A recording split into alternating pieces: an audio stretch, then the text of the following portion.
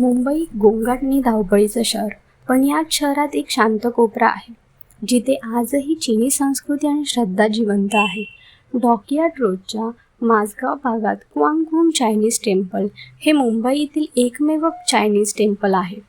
या मंदिराची स्थापना 1919मध्ये चीनी व्यापाऱ्यांनी केली. त्या काळात भारतात आलेल्या चीनी लोकांनी आपल्या श्रद्धेचं एक पवित्र ठिकाण इथे उभारले. गुआंगडोंग एक चीनी योद्धा देवता, ज्याला सत्य, प्रामाणिकपणा आणि नीतिमत्ता याचं प्रतीक मानलं जातं, त्याची इथे पूजा केली जाते. चीनमध्ये त्याला युद्ध देवता मानलं जातं. आजही चीनी व्यापारी, पोलीस आणि सैनिक त्यांचं संरक्षण आणि यशासाठी भक्ती करतात. हे मंदिर जरी छोटं असलं तरी त्याची आंतरिक रचना आणि शांतता अपूर्व आहे. लाल रंगाचे कंदील, चीनी लिपीतील ग्रंथ, धुपाचा मंद सुवास हे सगळं इथे येणाऱ्या प्रत्येकाला चीनचा अनुभव देते.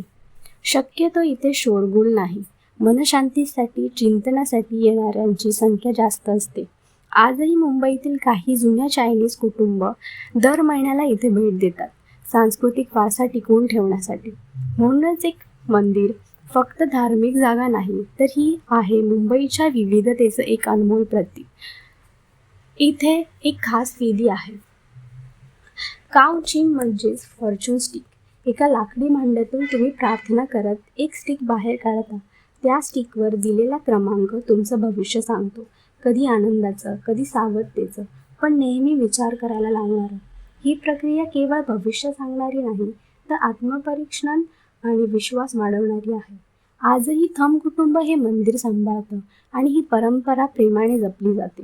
क्वांगहुन मंदिर म्हणजे एक धार्मिक स्थळ नाही, तर एक अनुभूती आहे, शांततेची, श्रद्धेची आणि आत्मविश्वासाची. जर तुमचं मन गोंधळलेलं असेल तर एकदा इथे नक्की या. कदाचित उत्तर तुमचंच मन देईल, फक्त आवाज ऐकायचा आहे. व्हिडिओ आवडला असेल तर लाईक करा आणि चॅनलला सबस्क्राईब करा.